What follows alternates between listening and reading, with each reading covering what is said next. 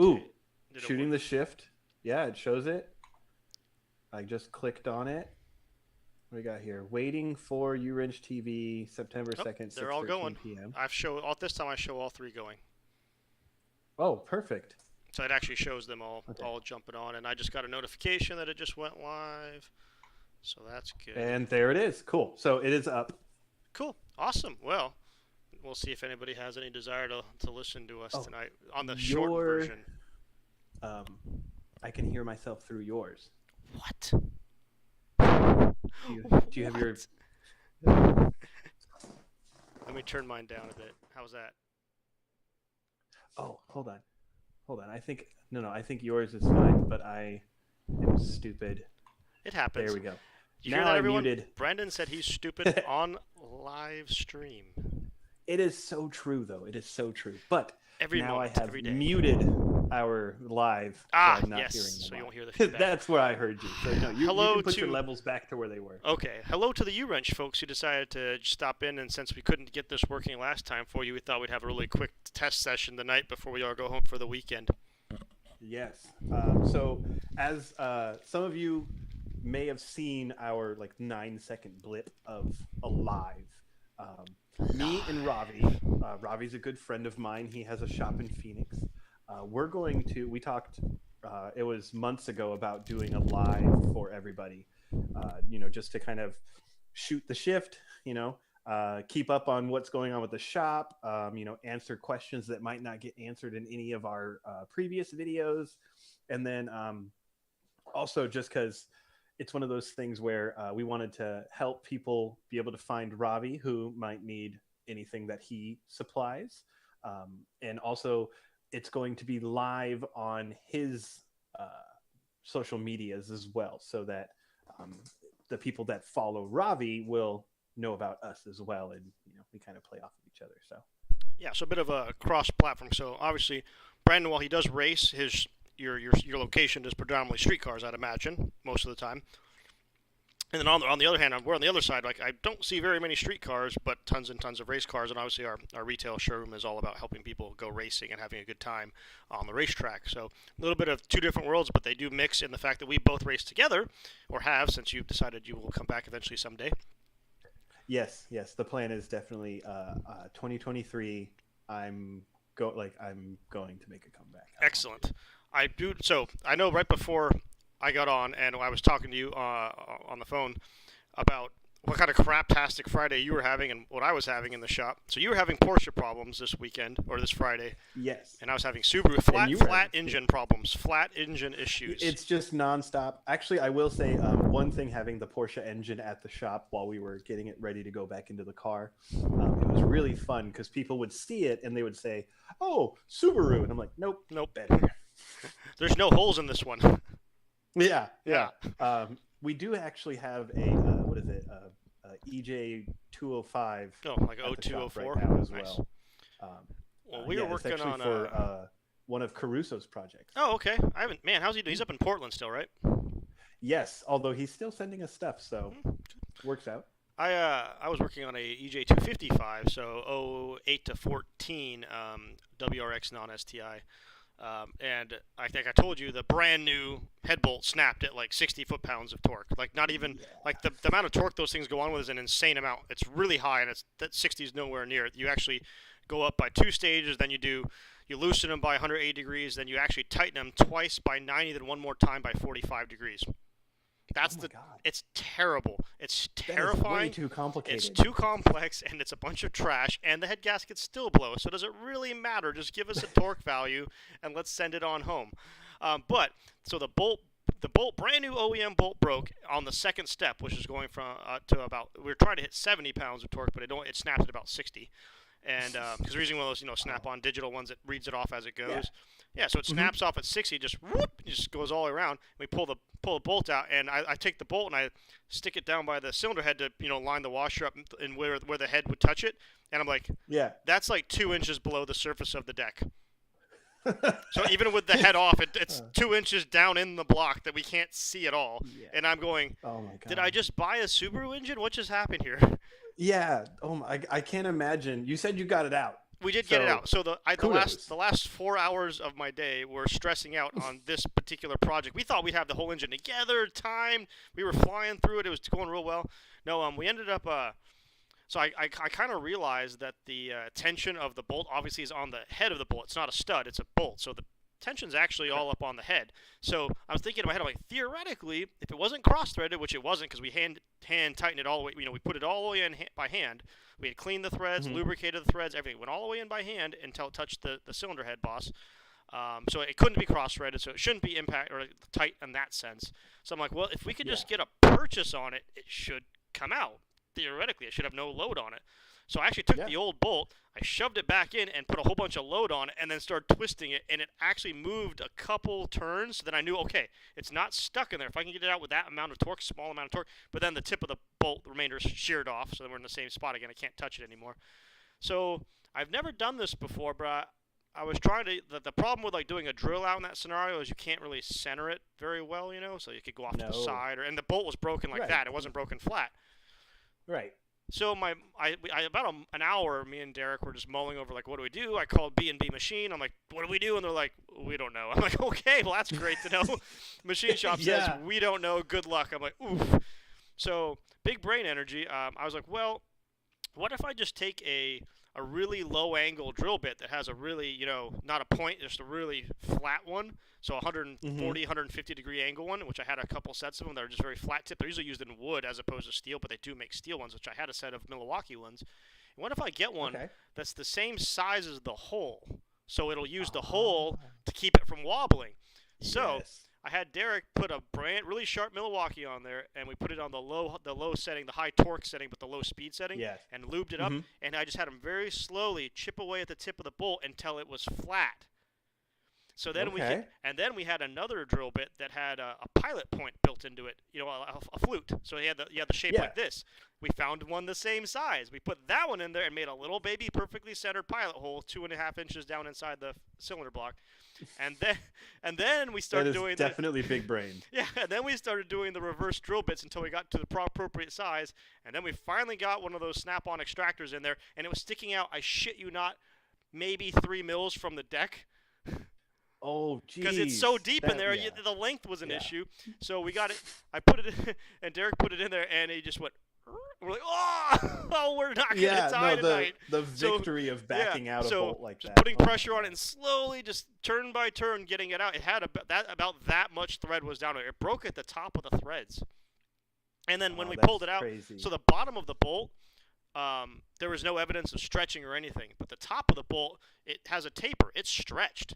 And it wasn't even under high load. It had bad metallurgy and just snapped, dude. It wasn't even in there that tight. Yeah, just luck of the draw. Luck of the draw. So I called Subaru and I'm like, bro, you just cost me an entire afternoon over one shitty $12 bolt. So at the very least, I'm asking for one shitty $12 bolt again for free. Yeah. I'm like, give me another one I can cross my fingers on. Right. If you're feeling generous, I'd really appreciate a full set of bolts and a head gasket. And he was like, you guys spent a lot of money. I got you. Don't worry about it. I'll have a set for you. And I'm like, thank you, Superstore of Chandler. Thank you so much, because I just grew 4 gray hairs, at least, in a very short amount of time. So it's awesome that Superstore of Chandler was able to just send out another set. But what the crap, dude? What the shit? Subaru, crappy OEM bolts, dude? I mean, people reuse those things, which is a terrible idea, but they do, and I've never seen one snap like that. Not like that. I've seen them snap from being over-tightened, but I've never seen one snap from a fatigue like that.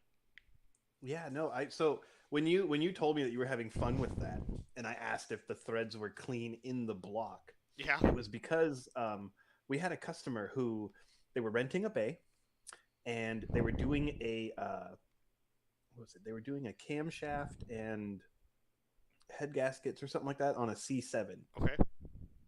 And which is like, they were like, oh yeah, we plan to be here on the weekend, and I was like, yeah, no, it's gonna take only 2 days. And so they were there for like 4 or 5 days. But as they were going, they were putting in the ARPs, and they started to put down the ARPs, and they went to like tighten them, right? And then one of them, they said as they were tightening it, they felt it actually loose, like get slightly loose, and they stopped and came over and asked me. And so I looked at it, and then looking across the head, I asked them if the bolt holes were even across it, and they were like, "Yeah, it is." And I was like, "Well, none of your bolts are even." And so as it, I was like, let me see, let me. I know nobody looks at the instructions for anything, but I was like, let me see the instructions for these ARP head studs, and it literally says, like in the first thing, bold, and I think it was in red, run a tap through all of the holes before putting in any of these studs, Fuck. and it's because of the casting. When you're running a bolt through, and you're supposed to put the bolt in, and the bolt pulls against Right. it, it'll run through crappy threads. When you put in a ARP head stud, you're supposed to put it hand tight. Right. It's if the engagement is on the threads, so you got to get it fully seated first to make sure that A, there's no hydraulic lock at the bottom. B, it shouldn't technically be bottomed out. It usually is just like 6 pounds of torque on an Allen key or something. Like most Yeah, of them. it's really like, usually what I do is like just like hold the top of just, the quarter inch and stick it through my finger, right, yeah, and just and that's it, right? Right. As long like that, once it stops, I'm good. And yeah, they took the heads back off, and I looked at them, and I checked them and stuff like that, and they were tight, but none of them were level. And so we got, I had a tap for that, and we went through had them go through all the holes and everything, and I had to re-tap the hole that they slightly stripped, because since it wasn't in all the way, Right. the nut on the ARP head stud was at the bottom of its threads. Oh. Okay. So them turning it was turning the bolt, but Yep. not screwing it into the block. Luckily, it was able to torque to whatever 115 foot-pounds that it was supposed to. But yeah, second, that, just in case anybody is on there, I forgot I had closed my chat window earlier, but I opened it back up in a separate window. So if anybody has any questions, I'm watching. I'm sure he is as well. You're more than welcome to chime in, or if you have any just general questions, by all means. Yeah, I forgot that I closed it last time we were here, so I just reopened it. I didn't know how to open it, so I see that there's some. You can see them because I can't see them. That's great. At least you can see them. Yeah. Corey, the sick drag Evo, we are waiting on the owner to pay off a lot of his bills so that we can continue working on it. Oh, Corey says you have. If anybody doesn't know, Corey is the owner of the Evo, so. Oh. So it is his Evo, and it is coming out very well. Corey, we don't talk about my forearms. Why not? I don't know why they're big. Oh. I'm gonna try. I'm gonna mess with you, Brandon, just because I can. Just you can keep talking. I'm working on something. Yeah, just you enjoy. I'm having fun. No, you paid us, Corey. We need more credit cards. That's what it is. Credit cards are helpful. Yeah, they're always good. I'm gonna make a joke, Brendan, that I know you hate, but I'm still gonna make it, and you already know what it is. Mm-hmm. But just give me a minute. Okay, that's fine. You're okay. You're gonna do that's fine. You know Let exactly everybody know it's true. Doing. It has to be a thing. And I will not deny it. It is 100% It's awesome. real. You embrace it, which is good. Okay, I got that saved. I'm pretty sure you know exactly what I'm doing. So the people that are on our channel, we're still not sure exactly what video is going to come out on Sunday. I'm working on the Porsche. We do have a good video. It's actually the Porsche that Fred did the quarter panel repair, and we did, I think, like a masking video on it and stuff like that as well. So it's back, but it's only back because we finally got the engine back from the builder. It took like 6 months for that to happen. So we're going to do that, and then I'm also going to build the Brembos for it, because we got new seals, and he got them powder coated a really cool color. And then I'm still working on my Miata, so I don't know what video is going to be ready this weekend. But you're nice and give people videos. I don't even do that. Well, eventually you'll get some more when you have more time or someone else to make the videos for you. No, luckily for us, we have Fred's dad. No, I'm definitely jumping on this bandwagon with you because I don't have time for this stuff. Yeah, no, I remember when we were talking with Sarah, and her channel was starting to get big, and she was like 40 or 50,000 subscribers back then, which now I don't know if you know, Ravi. Yes. I've given you. There's going to be a little bit of lag, but you get it. That's. I'm sure I have one too, but nobody knows. Nobody knows that you are actually Sid. Yes. This is Sid. He's always happy, always having a good time, great attitude. Yeah, he doesn't care. Oh, people think you're Sid because of how he looks like you, not because he acts like you. Both, I guess. I don't know. It just kind of works. Yeah. the eyes or something like that. But yeah, I can't remember. I want to say it was my friend Mark, like No. in 2006 or something like that, that told me that, and I was like, I hate you You're back telling then. me I wasn't the first one to tell you that? No, you were not. Wow. Which is why when you said it, I was so welcoming with it. Ah, it's good to embrace stuff that you know that you believe in. I will say too, what was it? I was in school a long time ago, and one of the teachers like looked at me, and he was a teacher that would talk shift, if we're gonna say that. Um, and so he like looked at me, and he was like, "Doesn't this guy look like blah blah blah?" And I was like, "No, I look like Sid the Sloth." And he was like, "Oh my God, you do!" And I was like, "Cool, can we move on?" Like, it's fine. Wow. Yeah, I've never been called anything as cool as Sid the Sloth. It's usually derogatory things, you know.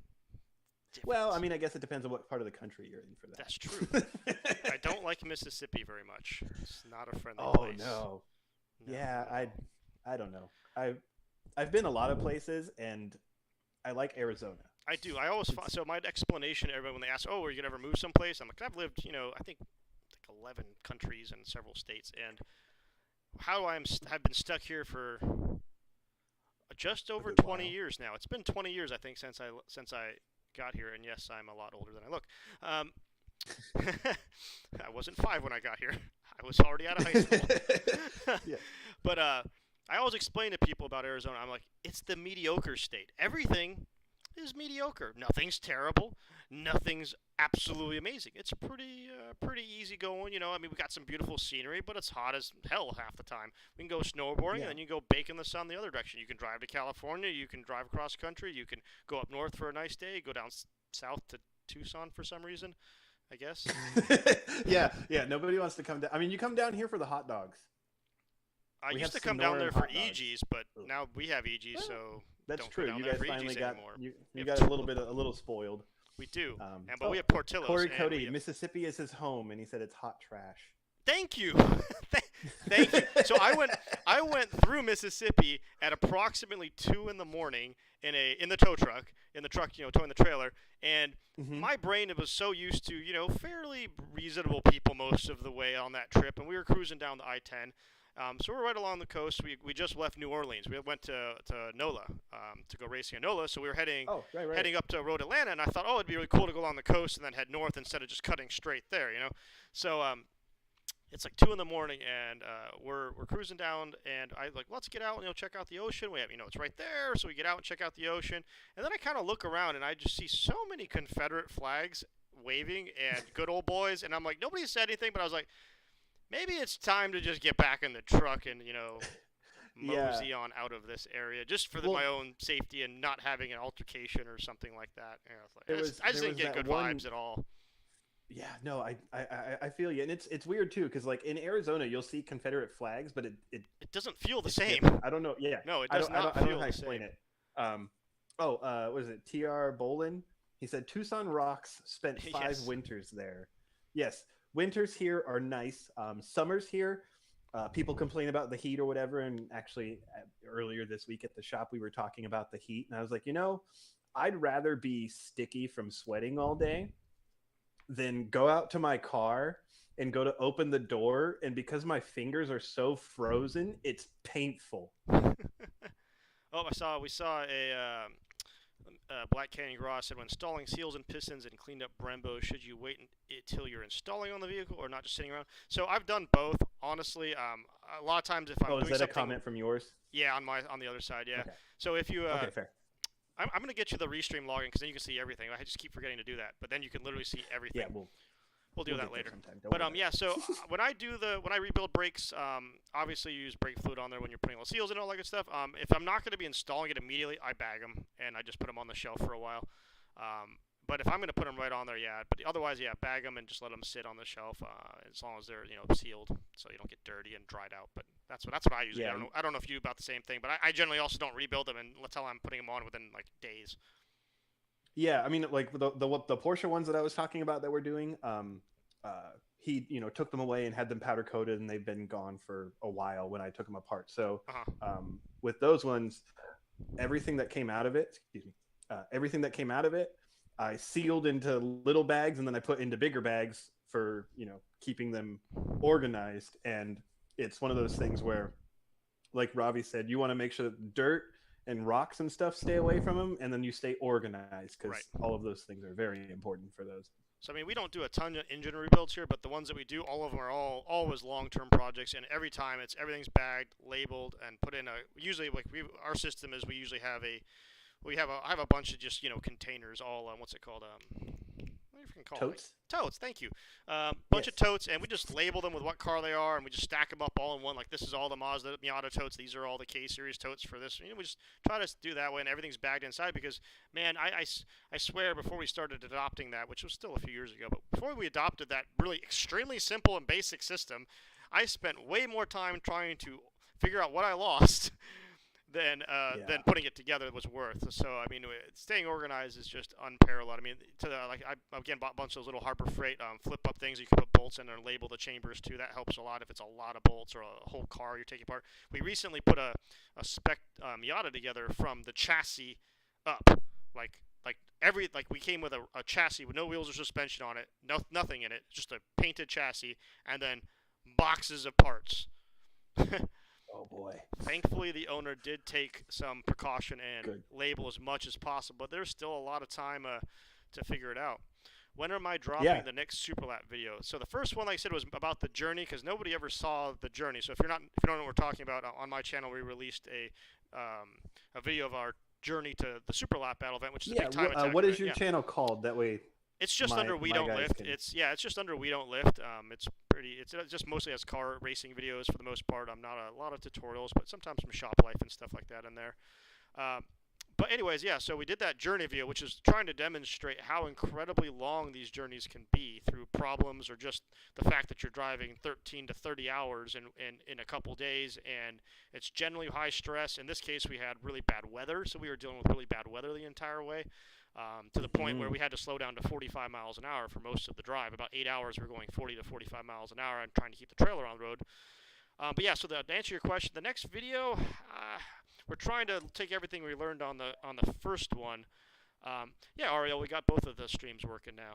But yeah, and it was taking everything we learned on the first video and trying to migrate it over and make some changes for the second one. So Danny Niku, who's been doing all that, he came and filmed everything with us. He's trying to make them pretty special. So I would guesstimate it's probably going to be another month, to be honest with you.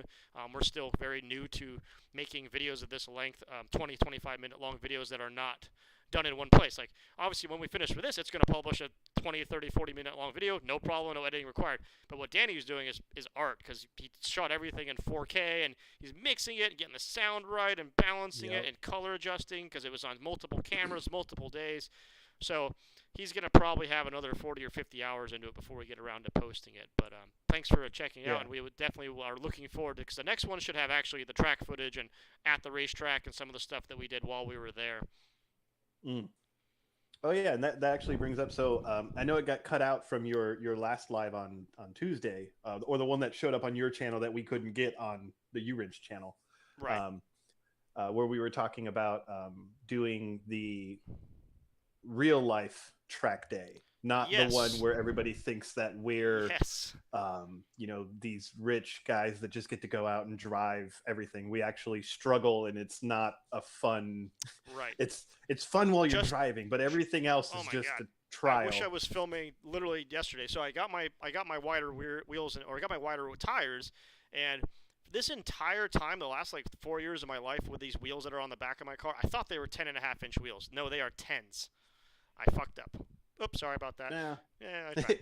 Beep. I beeped up. It's okay. I mean, I'm sure they give us a little bit here or there, but so anyways, TR Bolin said that it takes him 1 hour per minute produced video. I believe it. So, hours and hours to do these videos that we've been working on. But so the wheels that I had are 10-inch, and 315s do not go into 10-inch at all. They can, but they'll be so bulged. Bubble. Yeah, so I spent all of yesterday at the end of the day trying to find anyone who had a plus 25-ish 18 by 10.5 or 11 of any brand. And when I say Just something. yeah, I was willing to pay $2,000 for a pair of wheels if I could find them. But I have Super GTs on the front of the NSX. I kind of was trying to find some Advans to match, but no one had anything Advan.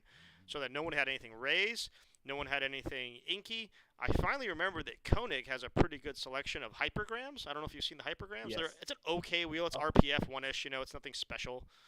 I actually have 17 by 10s on for my daily Miata. Oh yeah, is it the NC right? Yes, Nice. and NC's 17 by 10s. What is it? Plus 45 or plus 35? Sounds One of about those probably two. I can't 35, remember. 45 on the Miata. Yeah, they'll fit under the stock body. Nice. So I found some plus 25s and had them overnighted. That'll be here on Tuesday, I believe, because we have Labor Day, so nothing shipping on Labor Day. And then I'm going to slap those 315s on, and we're going to see if they clear the fenders. If not, I'm getting the die grinder out. We're going to just, just clearance it out a little bit. I've got like an inch to the shock. I'm not worried about the shock. But right. Yeah, so I got that is another thing that people don't understand too. Like when you actually have a race car or a track car, you lose any kind of sense of, oh no.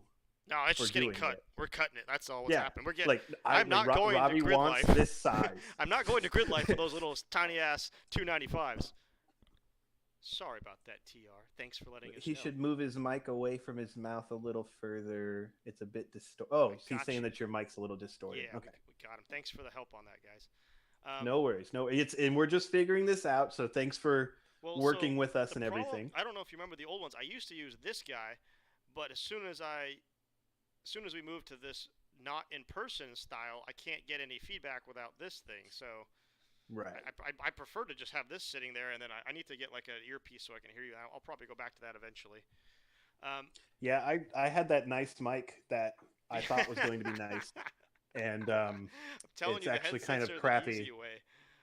But yeah, so I'm now I getting the have tires my on gaming Tuesday. headset. We're gonna mount them, and then I have exactly all of Tuesday and Wednesday to make it fit, whether I need spacers or anything like that. And then it goes into the trailer Wednesday night, and we leave on Thursday to Grid Life. And I don't even have a ticket to Grid Life yet. They said they'll have one when I get there. So I hope that's accurate, and I get there and I actually have a ticket to go. Otherwise, it was a tremendous. This is exactly what you're talking about. Yeah, so. I tried to register for Grid Life 4 months ago, but I was waiting to get a vendor spot, so I wanted to vend there as well. And unfortunately, just due to them being extremely busy, they were not able to get back to me for 3.5 months. So by the time they got back to me, all the driver spots were sold out. And I was like, "Hey guys, like, I don't really feel this one's 100% on me." So yeah. And they're super chill, and he was like, "Dude, don't worry about it. I'll give you. We'll make one more spot. It's fine. Don't worry about it." And I'm like, "Cool." Yeah. And I can't. They said I could vend too, but I'm like, I only had a week's notice. I don't have time to get staffing right, get all the inventory, get T-shirts made. So I'm just gonna go a lot check of movement out for you. Yeah, and like I'm the only person who works up front. So whenever I'm gone, the retail basically is not as available, It doesn't flow as well. It's not as easy. It's hard. If you know what you want, and I've got it, great. It's easy. My guys will ring you out. But it's if you have the questions that are typically for me, or like you've been there, and typically for you, or it's just more difficult to handle those questions sometimes. So either way, like I said, we're looking forward to it. It's the closest Grid Life they'll ever have until hopefully maybe someday they might have one in Phoenix. I'm talking to them about maybe 2024 about bringing something to Phoenix. Nice. Well, I know I want to. Podium Club is just Podium easy. Club would be good. I mean, we're doing NS Expo there in just about a month, and it's looking like it's going to be a sharp event. I just had someone message me a couple minutes ago asking about buying helmets and stuff for that event. It should be really cool. Nice. I don't know if you guys know, it's a public event, so if you guys feel like coming and watching, you're not going to see 50 or 60 NSXs in one spot. And I think Peter Cunningham is coming, and he'll be doing I remember years ago, this man, so I know some of you don't know who Ravi is, but this man told me that he had Peter Cunningham's phone number. I do. And I was like, "What the?" I actually It's not a flex. He's a really nice guy, dude. Like Petey's I believe it. Peter's an extremely nice guy, and I'm not gonna show you guys the number, but it's right there. No, you can't look. I'm sorry. It's right. No, you see. It's right you there. Can't see this right here. Yeah. Yeah, he's a super nice guy, and I met him in 2013 in face-to-face. I mean, he's a phenomenal driver, obviously. He's a fan of Honda. He did development on a lot of people. they think of the original NSX and they all was like, oh yeah, Art and Senna helped them develop it. What they don't realize is real-time racing probably had more time in that chassis than they did in the development portion of it back in Mm-hmm. the 80s. And then obviously they went on to winning, I think, 1991, 92, and 93 and 94 SCCA majors with it. It was called something else back then, but either way. And then they also went to do that with the Integra Type R. They did the same thing. He was the most Yeah. winningest driver. I'm not sure if he still is, but I think he still holds the title for the most winning race team for one single mark. Anyways, Yeah, no, so, he's got a good one. But right, yeah. so I know we can easily do an hour here. Oh yeah, This we was got more of a This is a test for test run, everybody. so everybody can come back and So check we'll, this out next Tuesday. yes. So we're going to be doing these Tuesday nights, 6 p.m. ish. Right. And we're gonna shoot the shift. It'll be mostly whatever happened that week. We're gonna hear about his wheels hopefully showing up Tuesday for him, how they're supposed Stay to tuned. and whatnot this coming Tuesday. And any other questions about Ravi or any of the stuff, you can look at his website, which is wdlracing.com. We don't lift racing. They do a lot of safety stuff for the racing, for anybody's, any racing, carts and all too. Yep. Karting, And all then that stuff. as for us, it's one of those things where we're trying to have more than one video a week, and Ravi was nice enough to want to do a vice live versa. with us. And it's So cool we're to, gonna like I said, we're gonna let do your this to help customers see everybody. us, our customers see you, and what you do. And I'll work on. I'm working on some other ways to actually possibly get guys in my shop to show you stuff while I'm sitting here, because using this program I can literally do live. I figured out I can hook my GoPro up to a live stream remotely via Wi-Fi, and you can walk around the shop with it. Yeah, there's That's some pretty really cool cool. stuff you can do. So like I've been learning a lot about that. So we might actually be able to do in the future, especially on your end, Brandon, like live demonstrations with us hosting and someone else assisting us. Yeah, no, I'd be happy with that. We also might have a guest person with us, either every week or so on, when we can. I think I've got Daniel. No, we've got next week. We've got Brian. Why am I blanking out, dude? I'm so tired. I've got Brian. Okay. He drifts an LS 400 up here, and he's a real sweetheart of a guy. He's been friends with like 2F Performance and stuff like that. But Okay. he's a. Why can't I not remember? Oh, the reason he's the drift car he's actually known for is he drifts a Lincoln Mark 8. And it's really cool. Nice. Yeah, it's really cool to watch. So, anyways, he's gonna jump on, help us connect with some drifters. So again, my whole thought process, and like we talked about before, was to kind of connect the OEM stuff to the race car stuff, and I'm thinking maybe some drift stuff over here, and just kind of compare what's going on in all these different areas. And definitely, guys, if you watched tonight and you're enjoying this, comments of how we can make it better, stuff that you think might be interesting. If you have any Yes. just general topics you'd like us to jump onto, please leave them in the comments, and we'll review them at a later time and come prepared to talk about them for you. And yeah, anything at all is totally welcome. Or if you want to be on the show and you think you want to talk with us, just let us know. We can remote you in. Yep, it would actually all you need is a headset and your mic not too close to your mouth apparently, and we can get you up on. You can probably put you over on like maybe that stool right there. Yeah, and the stuff that Robbie was talking about with like asking us about something or anything like that. One thing that Robbie was talking about that he used to do with an old live was they would try a new beer every week. Yes. And I don't drink that much. So Ravi said that. Well, I don't remember the last time I did, Tuesday. but it was not. Ravi said that the thing would be to try to find a beer I like, which yes. So we're gonna sounds maybe horrible try to me. that. We're gonna maybe force Brendan to have a beer with us every Tuesday, and we're gonna give him a different suggestion every week. So if you guys have suggestions that you think beer he might like we can ask him questions. Does he like fruity stuff? Does he like bitter stuff? Does he like hoppy stuff? And we'll see if we can actually find Pepsi. Brendan. Let's try to find Brendan as a group the best beer ever for Brendan. That's our goal over the next couple of months because it's going to take a while. Okay. Okay. Fair enough. Cool. Yeah, sounds good. Well, thanks for joining Shooting the Shift. Again, this is I'm Brandon. This is Ravi, and we're going to see you guys every Tuesday at 6 from now on. All right, guys. Thanks for watching. Take care. Have a good night.